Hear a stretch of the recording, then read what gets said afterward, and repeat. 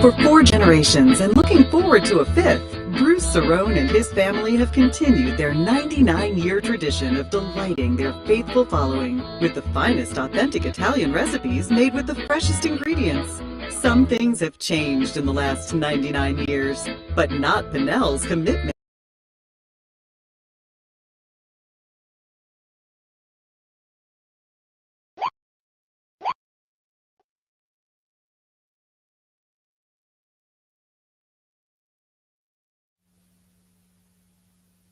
And Tiz the Law has the lead at the top of the stretch. It is Tiz the Law in front with 3/16 to the finish. Tiz the Law has a 4-length lead. He's left the others behind. Live from the backstretch at historic Saratoga Racecourse, this is Racing Across America. Racing Across America is brought to you by Pinnell's Restaurant, a Saratoga tradition since 1922. 284 Jefferson Street, Saratoga. Just minutes from the track. The new Capital OTB wagering platform. Bet any place, anytime with the new Capital OTB wagering platform. CapitalOTBBet.com, the premier wagering site in New York State. And the Clubhouse Racebook. Can't make it to the track? Make it to the Clubhouse Racebook. 711 Central Avenue, Albany.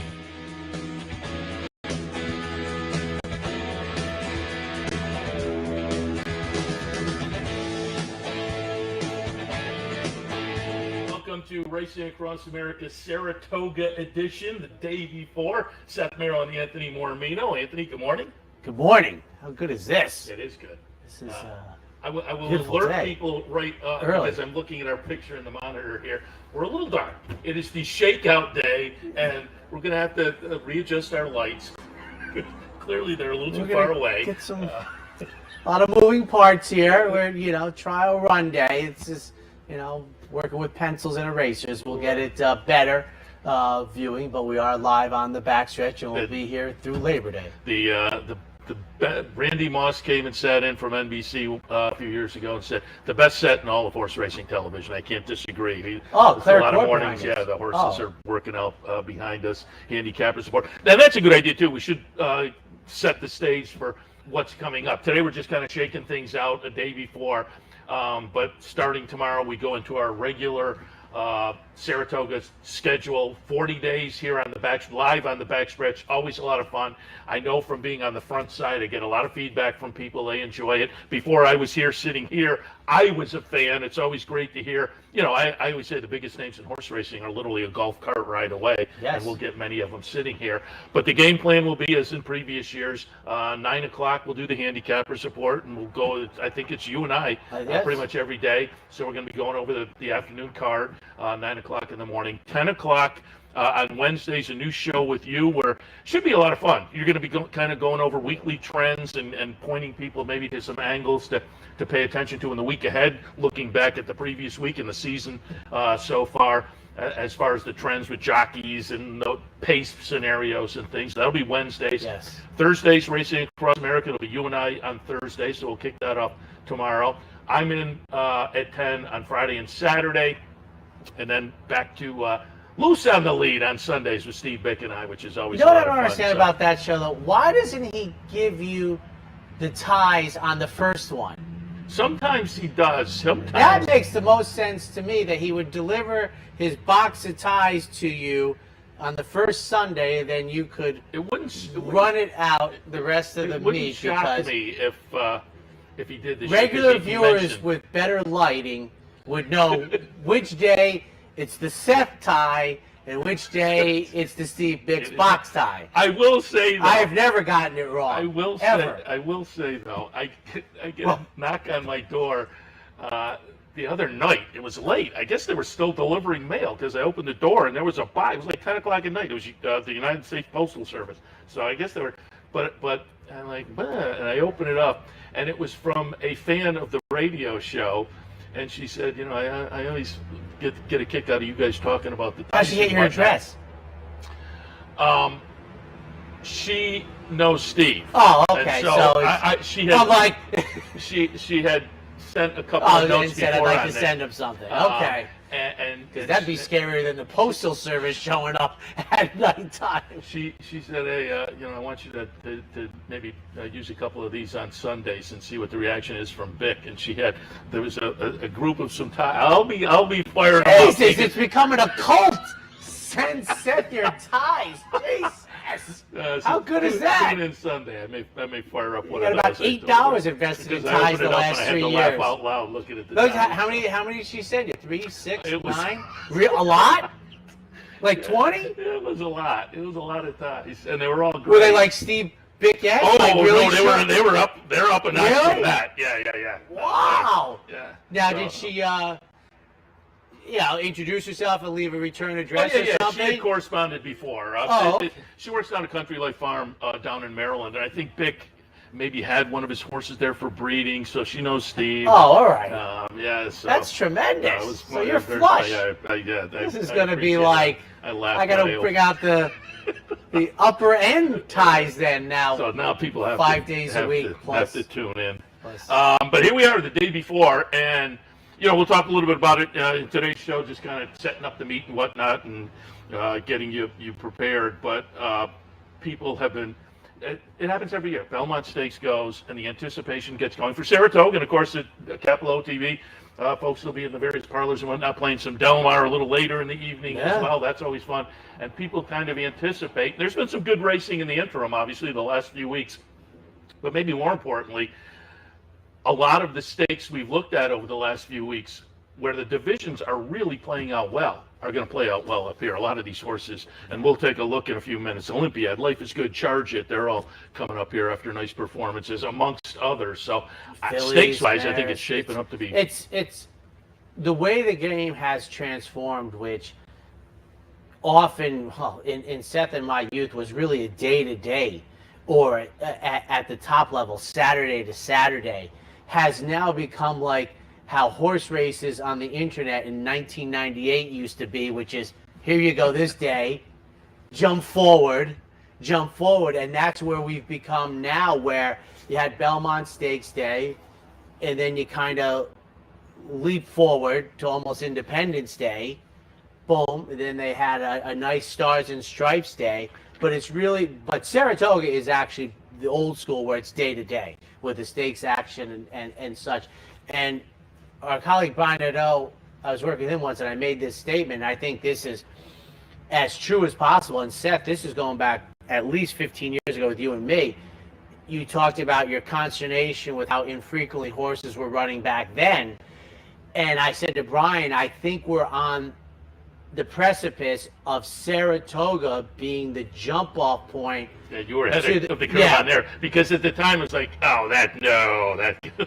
And when boys at Toscanova did that in the Hopeful, I don't think I have this story completely correct because I wasn't there, but when the media gathered around Richard Dutrow Jr. and they were talking about him, you're thinking the Hopeful winner, Autumn in New York, and he's like, I'll see you at the Breeders' Cup. It was, and that was Uncle Mo's year, to give people a little, if they forgot boys at Toscanova. That was sort of like, with Richard, you didn't know if he was kidding or not, but he wasn't kidding.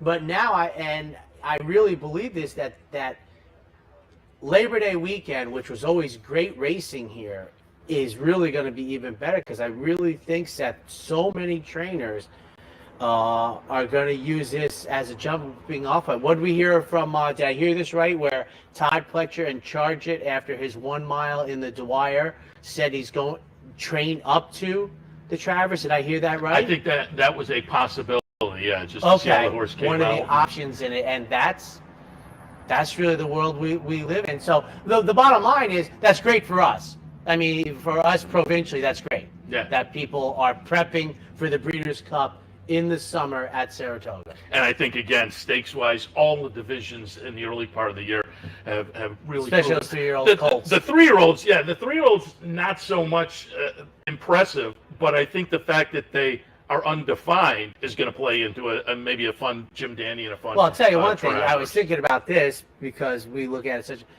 My goodness, if the Haskell and the Travers goes to other players... maybe Jack Christopher can win a championship, because I know you had Mike McAdam on after the Belmont, and I read Mike's column and I watched him with you, how he's thinking, Jack Christopher is the best 3-year-old, and he very well may be, but I was thinking, boy, that would be so rare. I know a couple years ago, didn't we have a 3-year-old filly that won the 3-year-old championship? She was the sprinter. Was it Kofefi? I don't know, but there was a 3-year-old filly that took the very untraditional route to win a 3-year-old championship. And I would even say that that's an even bigger mountain for colts to climb because of the weight of the Triple Crown. But this is the year. I mean, if you get, a couple upsets here. It's going to be fun. Let's talk a little bit about jockeys, trainers, and maybe some of the horses we can look at. And let's talk a little bit about the recently concluded Belmont meet, because I was rooting for Dylan Davis. He was sitting there in the lead the whole way, and then Irod Ortiz just, plugged, and Irod wound up the Belmont meet as a winner by 1. Dylan Davis, though, you can't take away. He had a fabulous meet. I saw you tweeted out, thanks to all the support, because it was his best spring meet at Belmont. So both of these guys come into Saratoga with a lot of momentum. I will remind people, though, and I think we have a graphic looking at the 4 jockeys: Irod Ortiz, Dylan Davis. Luis Saez was last year's champion here at Saratoga, and so people shouldn't forget that. He and his agent, Kieran McLaughlin, had a great year up here last year. And the other jockey I put on the graphic that I think a lot of people are looking forward to here at Saratoga this year is Flavien Prat. So I think the jockey colony is always fun up here. It is. And I think it's going to be extra fun this year, given what we saw down at Belmont, and tossing Prat into the mix as well. You know what's interesting to me? And it's so easy to look at. You have Irod Ortiz top left, then Dylan Davis top right. How differently the arc of their career is right now. I think Dylan Davis had about 70 to 100 different mounts. Kind of almost like a rank and file, bread and butter every day.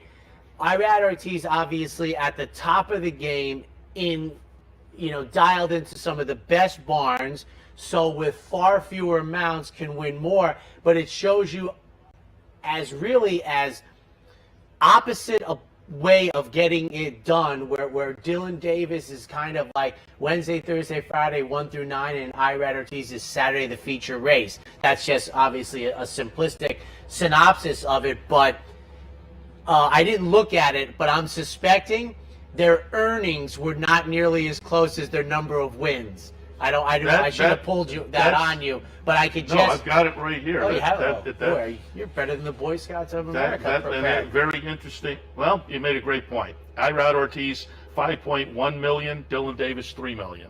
There you and go. And they were 1 win apart. Right. So there's no $4 million race at NYRA that you get the $2 million purse to change it up. But it is exciting at Saratoga. I mean, I've heard Richard Migliori talk about it. I think I've heard Jerry Bailey. This seems to be the one meet ever in my lifetime on the NYRA circuit that they talk about the jockey's title. I mean, they always give it away at the end of the Belmont. Somebody wins it, but you don't hear it talked about as much. And of course, with the trainers, it's basically been a Chad and Todd fight for what, a decade now? Yeah, I pulled up years? Again. They have a trainer graphic as well, and I put Chad. But I didn't want to get off to one thing. Yeah, go ahead.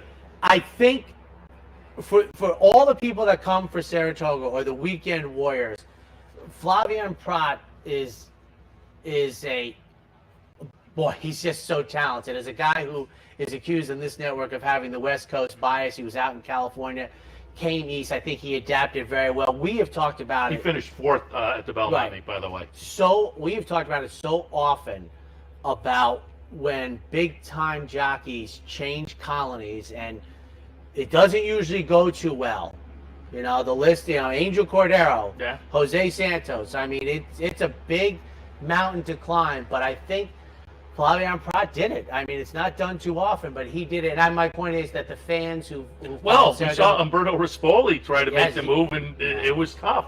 And he went back to California. And the real key is that, you have to get in a barn, because then you can make a living and you can ride live horses, and other outfits can see how you do on live horses and say, hey, let me get that guy. But he was a known commodity, but that's usually not good enough. But he did it. I think the fans that kind of extra dial it up for Saratoga, we'll be seeing him on a regular basis for the first time. He's going to be fun to watch. He's talented, boy.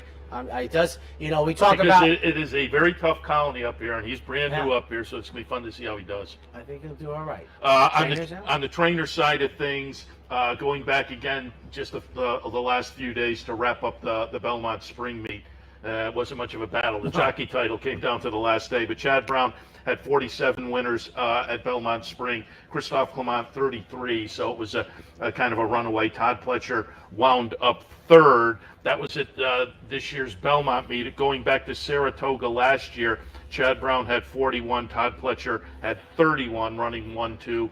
Mike Maker third, Steve Asmussen fourth, Christophe Clement fifth. But I would expect the three guys you see on the screen right there to be, again, very prominent up here at Saratoga this season. The nature, you think about how turf racing has really grown in America. Seth and I, people laugh when I tell them this, and Brian Nadeau, who's much younger than me, didn't realize this, but in the old days of like 76 through 82, you used to be able to go to the infield. And the way you went to the infield was they put wooden planks, they were painted green, over the turf course. And so there was no turf racing. That's right. And that's just not, that would blow people's mind that there was 18 consecutive dirt races. Chad Brown could train a donkey. He's just great.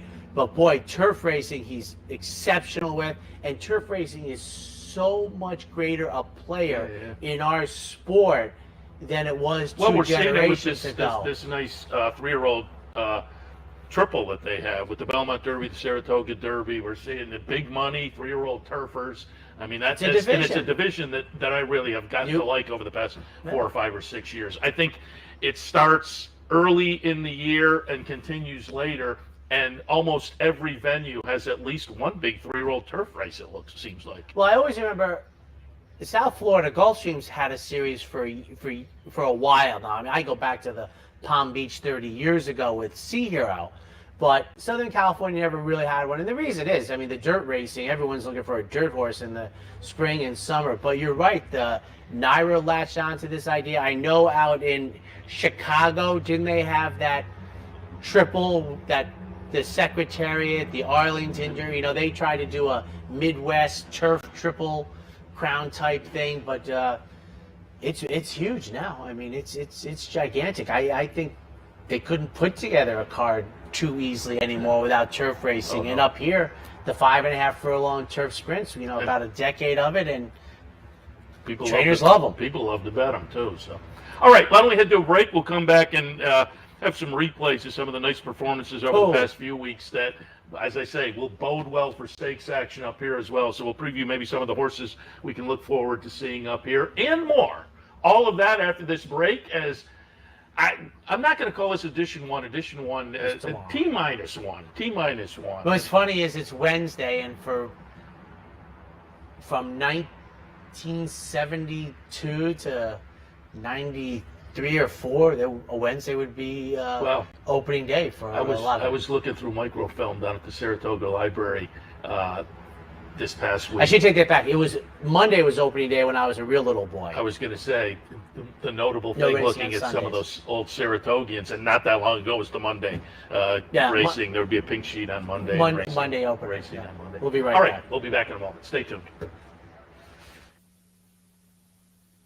For 4 generations and looking forward to a 5th, Bruce Cerrone and his family have continued their 99-year tradition of delighting their faithful following with the finest authentic Italian recipes made with the freshest ingredients. Some things have changed in the last 99 years, but not Pinnell's commitment to the finest in Italian cuisine.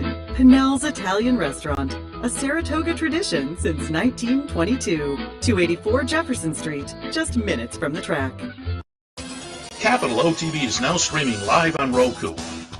The RTN Racing channel on Roku lets you watch OTB TV live through your Roku device or your Amazon Fire Stick. rather than being limited to computers and mobile devices, which means you can now watch OTB live wherever you are. Simply open Roku, scroll to find the RTN channel, then click on OTB TV. OTB TV on Roku. Try it now. What if there was a way to become a better horse player? To have a better knowledge of the game? To be more successful? What if there were a way to take what you've learned, what you know, and make better decisions, better choices? In horse racing, knowledge is a powerful tool. Race results and replays, past performances and live streaming, wagering from all your digital devices. Capital OTB. Become a better horse player. Welcome back. Racing Across America on this Wednesday, the day before. And if you weren't tuned in for the top of the show and you're going, man, they look dark. Yes, we do. Temporary. And that's why we're kind of doing a little shakeout show today, just to kick things off. We will move the lights a little closer and get in gear for tomorrow's show, certainly. So tune in tomorrow when we officially kick off the season. 9 a.m. handicapper support, 10 a.m. Racing Across America. That'll be the game plan throughout the season. I mentioned your show, if you want to tout that a little bit as well, the Wednesday show, where you'll be hitting on some trends and any other topics on Wednesdays. On Wednesdays, Racing Across America, obviously, it commences the new week with the Monday, Tuesday dark. We're going to look back, we're going to review, we're going to preview, and I've talked, not too often, but some people, I love spreadsheets. I like data input. I believe in trends. Information is king in horse racing. It is, and sometimes, especially for me, who doesn't necessarily like the favorite very often, that sometimes you might have been racing on a disadvantage and maybe today you get it turned around. My point is what you saw in the last race or 3 races back, won't play out. So we're going to be looking at trends. We're going to be reviewing the stakes races, proving. We're going to take a little look towards Del Mar because I can't get too far away from that. And a big change in our lifetime was, generally speaking, Del Mar would open the Wednesday before Saratoga in my 20s. And now you have Saratoga opening up like 8 days before Del Mar. And they have gotten in sync with closing on Labor Day. Del Mar used to run until 2 days after Labor Day. They would run the Del Mar Futurity and get out of town. So we're going to look at, trends. We're going to look at, basically stakes action, review, preview for folks. We'll have, I'll try to walk people through statistics. I love them. I know not everybody does, but we're going to parse it out a little bit more maybe than just... Even if somebody's into numbers and statistics or not, to be able to take advantage of a guy like you who's charting it out and get, hey, something. This is what happened last week. This is something that stood out last week. Maybe pay attention to it going forward. That kind of stuff, as I say, is always valuable. And I mean, there's just sometimes for me, when you're caught up in the 3-dimensional pursuit of the day, you see people like Seth, you get to talking. Yeah, you refocus for like 6-8 minutes, you watch the race. Guys like Seth and I are also dialed into the replay, etc. But then when I put it in 2-dimension on paper or on a screen, patterns and trends and things just start happening that you're like, well, that's, pretty obvious. Like, we'll talk about it a little bit tomorrow, but I'll just... He's the most in-depth, but I follow about it every race. I just give you a quick one that if you're going to hear it again tomorrow if you watch Handicap Report. But at Woodbine this year, they finally started 2-year-old racing around May 1st. First 5 of them, Mark Cassidy won 4 of them, all with the chalk. So that's just the type of thing. I'm not so sure I've ever seen that in my life before, where a trainer, not only that, but everyone was bet. He's got a couple that are coming back at Saratoga tomorrow, but you're just like, Jesus, Mark Cassidy all of a sudden, looks like Steve Asmussen, with 2-year-olds when he's just shooting fish in a barrel.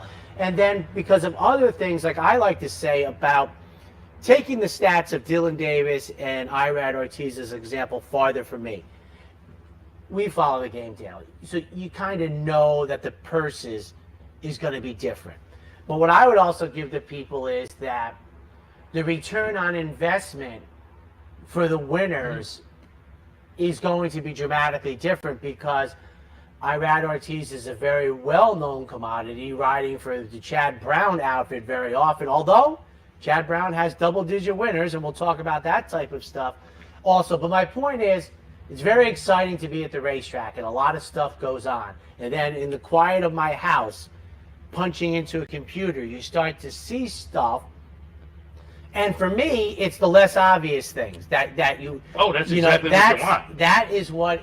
The stuff that's not on the page that'll help people, find a price. Liking Chad Brown and the Diana is a very valid opinion, and I might be on board with you, but there might be some financially more fruitful other opinions. Yeah. So that'll be Wednesdays, and you can looking forward to it. Yeah, it should be fun. It's a lot of fun. Yeah.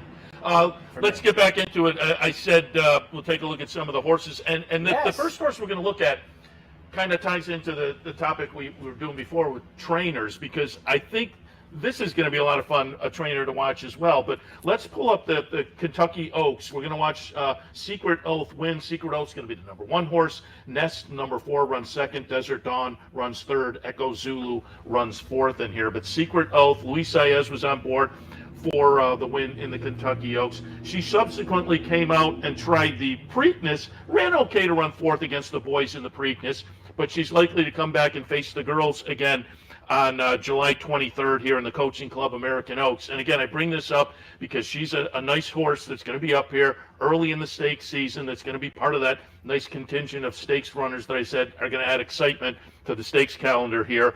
But, as I mentioned, has the addition of having a trainer that's going to be a lot of fun to watch. Back at Saratoga, there was an article, Blood Horse mentioned, D. Wayne Lucas, 16 stalls over on the Oklahoma side of things. So he's going to be a presence here at the meet, the venerable Wayne Lucas. And I think, as I say, Secret Oath is going to be fun to watch in the CCA Oaks, but just going to be fun to see Wayne Lucas back at Saratoga with a string. When I was 21 years of age, that might have been the number he needed just for the Gene Klein horses. I've said it on the air a couple of times. I mean, I love Coach. I mean, first off, he changed the game, the thinking of the game, and I almost always hold those type of athletes, or in this case, trainers, in high reverence, because it happens infrequently. He was willing to, you're not a big baseball fan, but Dick Williams, the old great manager, once said, "I don't play by the book because I never met the man that wrote the book." And Wayne was like, why can't Phillies beat boys on a regular basis? He's just, if she's faster, she's going to win the race. And he just really, in my opinion, maybe I was too young, so maybe this is inaccurate, but really turned the game on its head. Absolutely. D. Wayne off the plane, he was running these, I mean, it was multiple great. Strings at various tracks, which led to the fact that a lot of the big trainers we appreciate today came under the tutelage of Wayne Lucas. Todd Pletcher, Kieran, Dallas Stewart. And, remember this, folks. I've said this when I was doing a bankroll on Preakness Day a couple of years ago when Wayne got Oxbow to the winning circle. I said, think about this. In all those records they talk about in sports, Wayne Lucas has won a Preakness in 4 different decades. That's pretty darn good. I mean, I know Woody won 5 in a row, but to be in the game and to win in 1980, with Codex, and win in the 21st century with Oxbow, and he's great for the media, which makes him great for the fans, because he's such a, just let him talk, and he's been, thoroughbreds. Boy, it's got to be 50 years now. And by the way, just a quick side note, because I will be right in line, and I was completing my freshman year at USC, and if you've ever seen me drive my car, you could probably figure out I'm a big Seattle Sleuth fan. The Land of Lucy book, I think, comes out today, which was not his first terrific horse. He had Terlingua, but it was his first great horse. And I often tell people, her silks, white polka dots on a forest green background, people don't recognize them. Those were Wayne's silks. Those are Wayne Lucas silks. He had other owners, but she ran in Wayne silks. I think that book comes out today. And there's a signing I should mention on the. If she comes in, Mary Purdue or something. Yeah, there's going to be a signing. I believe it's Dark Horse. You can take the 20 minutes off, and I will just Dark Horse downtown, and also at the museum, I believe, as well. You can check online for that. Type in. I think LandLucyBook.com gets you directly. I mean, it's, but I will mention also our friends at Dark Horse Mercantile, and Impressions of Saratoga. They're sponsoring the Dark Horse Play of the Day, so the handicappers support every day. Awesome. There'll be the DePaula Play of the Day, which is the normal play of the day we've always got. But we're also going to have kind of a Dark Horse, a horse that might float under the radar, but overperform, add some value. So. Yes. We'll have you pick some, I'll pick a few, and we'll feature one of those every day. And thanks to our friends down at Dark Horse and Impressions of Saratoga. If you've never been to either spot and you're downtown, they're both right on Broadway. You can browse around in both of them for a long time and have a lot of fun. Which for the next 6 weeks might be one of the great streets in America. Yeah, and there's no question about it. I told you the story last year, right? I told you don't have to remember. It's not a big thing. It's a big thing to me. But last year, the first time ever, our son's birthday fell during racing, and I didn't go to the track. I was in the town, and we went to Cantina, which I thought was phenomenal. And I saw all these people on Broadway, and I'm thinking, like, I'm trying to check my phone without my wife, what's running at, as I was like, there's racing going on. But my point is, I had never personally realized how the streets are flooded while the racing is going on. I had never been a participant, but I do remember that story now, because I at the time I said, you're in my complete brain spot, because I think there will be a small handful, 2 or 3 days during the meet, where for some reason I have to go to the bank or something. And so the middle of the day, the middle of the racing afternoon, I'm downtown. And I'm thinking the same thing.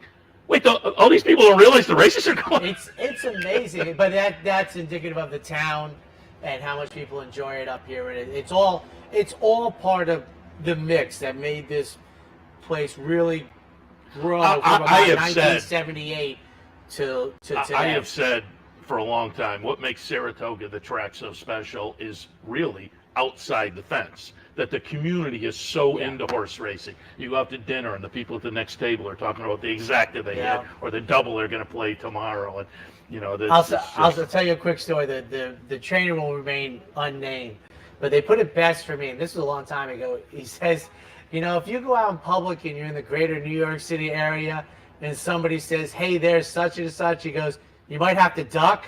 He goes, but in Saratoga, you always know it's going to be a good moment. People see you in the bookstore or something, like, hey, such and such. They're just like, they loved that part of it. I know they're dislodged from their house and everything, but they're like, you come up here and people just really upbeat and are like happy to see you and not generally worried about a bad beat or something. Some of them may be dislodged from their house. I think over the last 10, 20 years, certainly with the Oklahoma season now being April to essentially November, I think a lot of the folks have homes up here now and spend a lot of time up here in what would be considered the off season, because they have horses here. Yeah. Speaking of the horses, let's take a look at some of those performances over the past couple of weeks that, as I say, are going to play into. First really big performance just last week, the holiday weekend, the Stephen Foster Olympiad for Bill Mott, one of those 4-year-olds. A 4-year-old contingent this year is just playing into that handicap division. But Olympiad, the number 3, wins, comes up with a 111 buyer in the victory in the Foster. But also notable, American Revolution ran second. And after the dud in his seasonal debut, I thought that was a nice performance. American Revolution is the number 2. But Olympiad comes in to Saratoga, aiming potentially at the Whitney off of this nice effort. He is now 4 for 4. He's now, 5 for 5 this season. He has a current 5-race triple-digit buyer streak going as well. And so I think Olympiad is going to, as I say, add to that number of stakes runners that are going to make the season very exciting. I'll say one thing. We have so much going on here as we get prepared. And very often, we show stretch runs, etc. That's the resultant, etc. In that particular race, though, to me, it goes back to the part that I've said for years. If you've ever spent a day in the grandstand here, which I highly recommend socially and relaxing, etc. But as the horses come into the stretch, basically, section T will stand up, and it's kind of like the wave. They'll all stand up. And I've always said that, to me, the most important, exciting part of the race is the first 100 yards, not the last 100 yards. Last 100 yards can often be just a march to the finish line. In that race, American Revolution, now running into the first turn, got squeezed out of a position that I think he wanted very much. And the jock did the right thing, had to give up the run into the first turn and really pull back. In my trip notes, that's always LP, lost position, which is a big thing to me. And I think that dramatically altered what you saw in the stretch. And what he did in the stretch by getting in contact with, very good horse. And trust me, the Kentucky Derby winner was not in that group for me. Was a fantastic effort. But to me, for American Revolution, go back, watch this race, watch the first quarter mile, and then if you don't want to watch the whole race, just ingrain it to after that trouble, how well he runs, as you said, a nice uptick. I give it like a double uptick, and I'm going to be very excited to see him come back. Yeah, Mandaloon was disappointing running fourth in there. I think Brad Cox was disappointed. And I would say an ambivalent, indifferent fourth. He was ranged up on the outside all the way up the backstretch and just had nothing. Now, I'll say this. As a guy who liked Mandaloon in the Kentucky Derby, he is not a horse you can count on to win races. Yeah. He is not built that way so far in his career. But Olympiad, looking forward to him in the Whitney. Also in the Whitney, in what looks like could be one of the fireworks races of the meet. Life is Good, potentially headed to the Whitney, according to Todd Pletcher. And we're going to go back again. Last weekend, the Nehru down at Belmont. Life is Good is going to be the number one horse here, beating another very good Mott handicap runner in Speaker's Corner. Speaker's Corner just winds up chart margin of 5 lengths behind. Life is Good, a 112 buyer figure here, coming out of a 4th place finish in the Dubai World Cup. And Todd Pletcher said that it was a 1.25 miles in the Dubai World Cup. And Todd Pletcher said, I don't think it was the distance. I just don't think he fit the track over in Dubai. So a nice rebound. He's clearly a 2-turn horse. He didn't get the 2 turns down at Belmont, because that race we just looked at was 7 furlongs. But in the Pegasus World Cup, he ran a big winning race at 1 1/8 miles down there. So back to 2 turns potentially in the Whitney. And Todd thinks, the 1.25 miles wasn't the obstacle in the Dubai World Cup. So potentially the game plan is the Breeders' Cup Classic. But this will be a nice showdown if we get both of these, Olympiad versus Life is Good. In my life now, I've been to Speaker's Corner. It is in Hyde Park, London. Oh, okay. All right. Yeah, how was the trip? There's been 3 places in my life now that my immediate reaction was, I'll be back. L.A., Maui, and London. Now, we got lucky. There was only rain for about an hour. It got warm. It was with the family, London, and everything. But Speaker's Corner, and I'm thinking Godolphin, which is a worldwide group, I've not met the Sheikh, but I would presume that it's a part of Hyde Park, where we also got to hear Adele sing on our last full night. Our son made the whole trip. He figured his father had planned right. But Speaker's Corner is in Hyde Park, London, and yours truly's been there. But Life is Good is certainly extremely talented. Be very interesting to see the next 2 or 3 races in his Unfortunately, career. It looks like we're not going to see Flightline. That would be the match, but this is still, if Olympiad and Life is Good match up, it's going to be fun. On the 3-year-old side, obviously the highlight up at Saratoga is the Travers every year, and so on the 3-year-old side of things, we saw a horse that I think emerged as a potential serious player in the second half of the year. And again, a year that the first half didn't really define who has the stranglehold on the division, with 3 different winners of the Triple Crown races. Mo Donegal going to the sidelines. We'll see if Epicenter can get back in the conversation. But jumping squarely into the conversation last weekend with a win in the Dwyer, it was number 1 Charge It from Todd Pletcher. John Velasquez was on board. He winds up with a 111 buyer figure. It looks like it here. I will note, there was a horse from Chad Brown called Nabokov that was lightly raced Chad Brown and Peter Brandt. Stopped running at 3.5 furlong.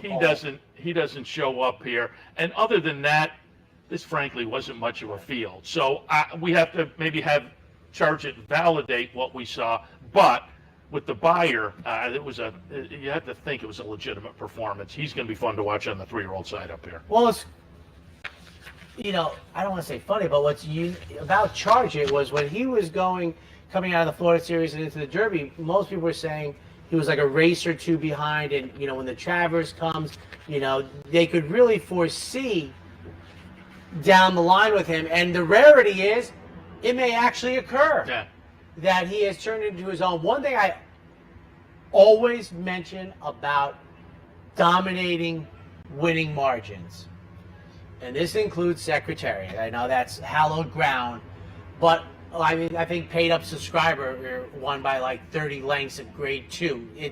It's usually about behind you didn't run too well. For example, I think Charger ran 134.67. I don't know. It doesn't matter, but it's 134 and change, right? Yeah, you would have 134.67. So 23 lengths in the old school of thought would be 4+ seconds. So you're talking almost 139 for the mile in the Dwyer for the runner-up.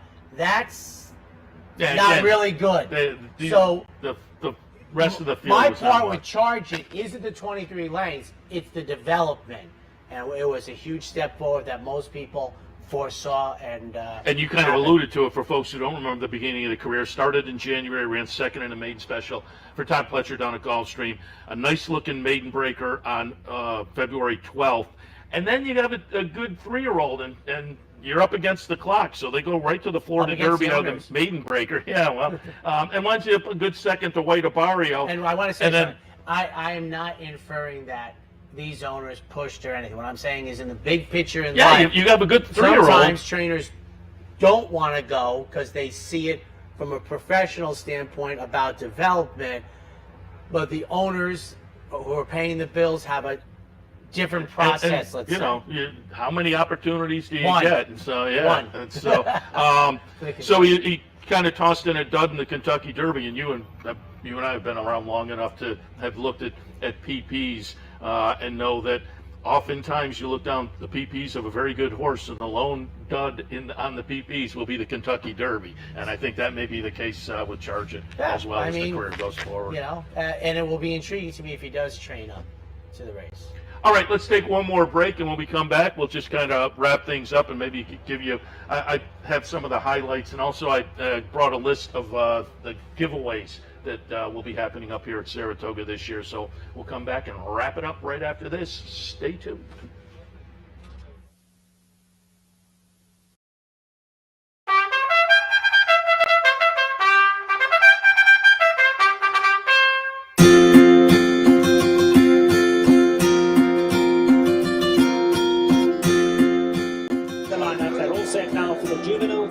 To 14 of them across the track.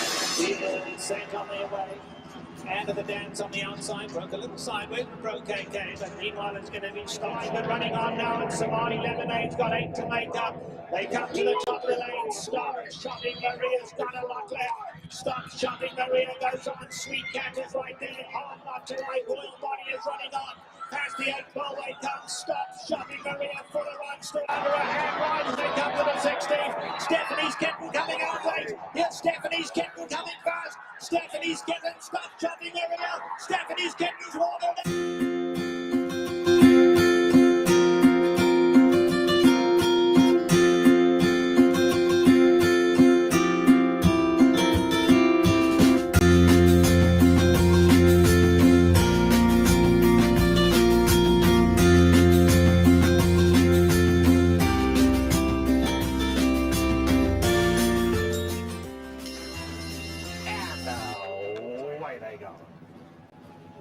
The chances broke smartly, but so did Terror from the Cape. On the inside, Sky Lantern, the grey going well. If he can get through, Sky Lantern, the grey looking for somewhere to run wide open. It's Tara from the Cape hanging on. Tara from the Cape tries to go all the way. On the outside now, here comes Flotilla in the light blue. Flotilla is absolutely flying. Watch the chances in there too. But Flotilla has gone right on by. And Flotilla is coming home to score. Flotilla has won it just about 2 in the end. It'll be Watch the Chances, Summer of Fun, coming on to finish third.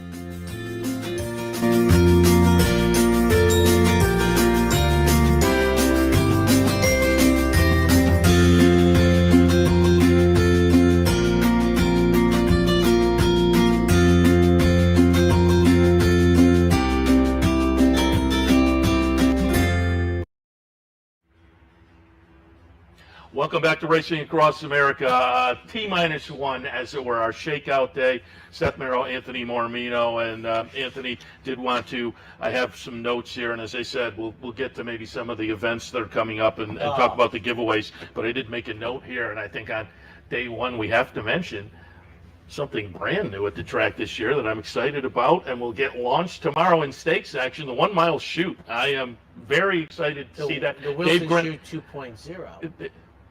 Yes, yeah.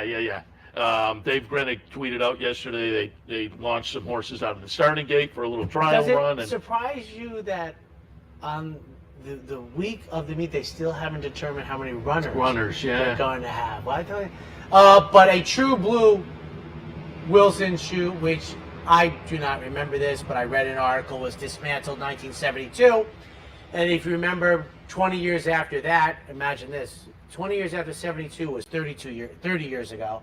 They had the 1 mile races, not from the Wilson Shoot. But this kind of looks like Ellis Park. And I've talked about the 1 mile races at Ellis Park where they start a perpendicular line to the finish line. And I think, the fact of the matter, Seth, is trainers on dirt, you have a gap between 7 furlongs and 9 furlongs. And they want something in between, so we're going to try this True Blue Wilson Shoot 2.0 1 mile races. I'm guessing field size limit 8, 10 at the absolute max.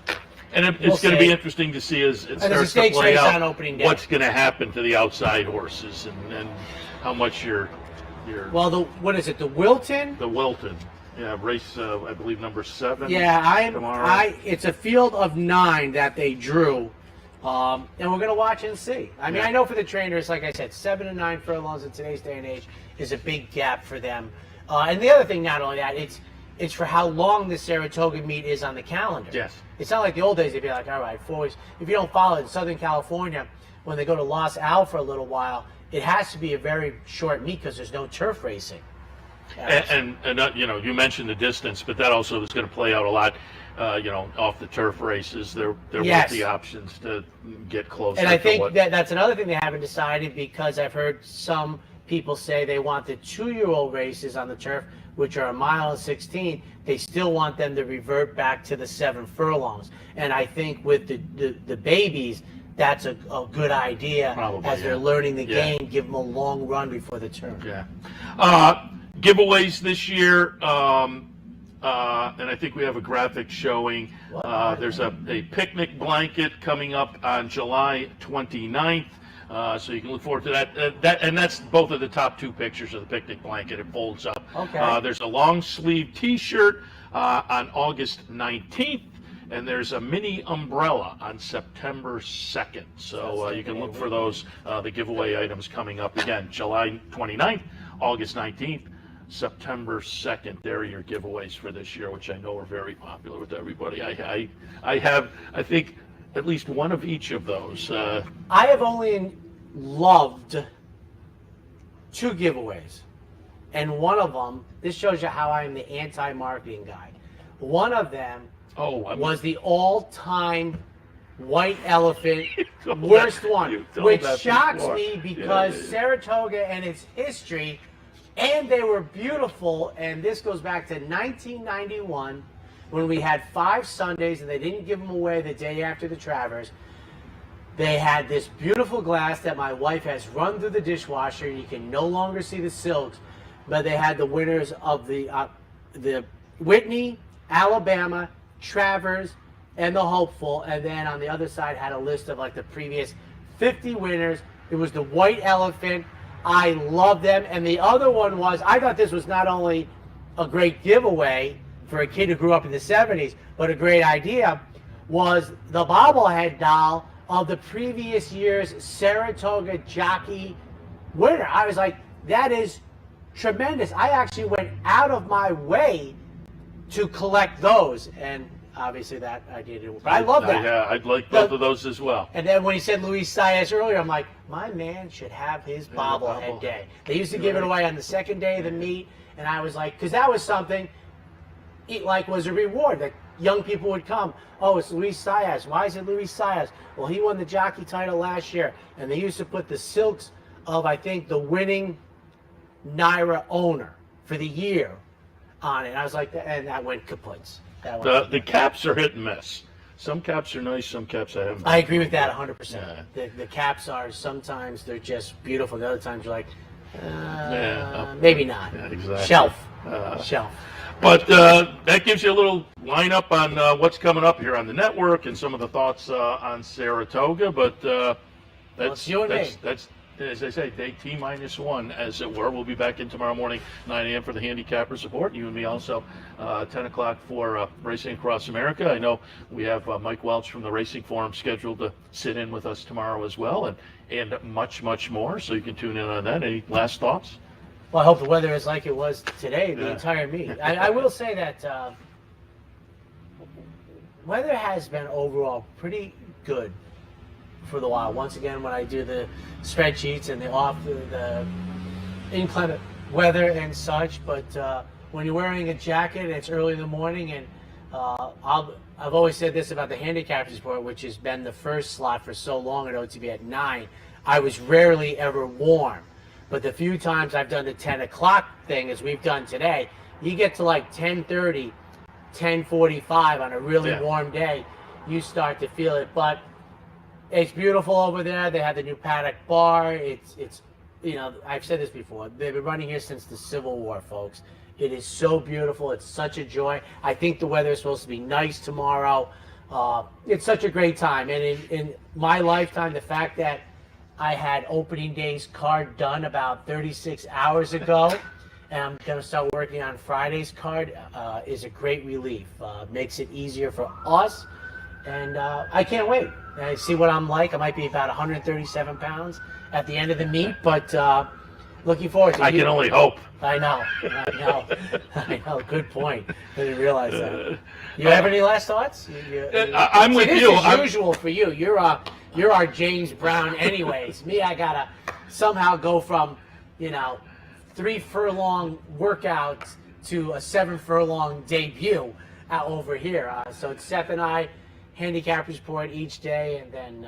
But I'm with you. I'm really looking forward to it. But maybe more importantly, I know everybody else is, because I know people must recognize you from doing the shows as well. And over the past month, I'm in the supermarket or the gas station or whatever. People are like, I get the supermarket hey, every time. can't wait. I got a couple of friends who work different areas in the market that I use almost 1.5 times a day for 15 years, and they're like, they'll tell me how my tie looks or everything. They are dialed in. I've said this. One of the great things around here is there are fans out there that, if they could get over the nerves of doing TV, could just slide right in. This is probably, along with Lexington, the most knowledgeable group. Absolutely. They might be weekend warriors or when you're standing on the front side after a big performance and the horse comes back and people are standing up. This is, which is great for what we do. These people are dialed in, and we appreciate it, and I can't wait, partner. I will toss out one comment. I appreciate the fact that you go to the supermarket 1.5 times a day, because I thought that was only me. Most people, why do you do it as a bachelor? Most people have that I'm going for the week, and that's why, because it's like, what do I want for dinner tonight? Okay. I go to the super. I'm that reason, and my wife's the person you're talking about. I'm like, I want fresh things. She's like, you go every day. I go, it's not like I have to drive 3 miles. It's right on the corner. I said, but yes, I said, there have been days if I have to make my bottle deposit, I go 3 times. But yes. We're good? That. We're good. I think we are good. We are good. So we'll wrap it up, and again, we'll see you tomorrow morning to officially kick things 22 off hours, baby. at 9 a.m. for the Handicappers Bar. Thanks for tuning in today. We'll see you tomorrow.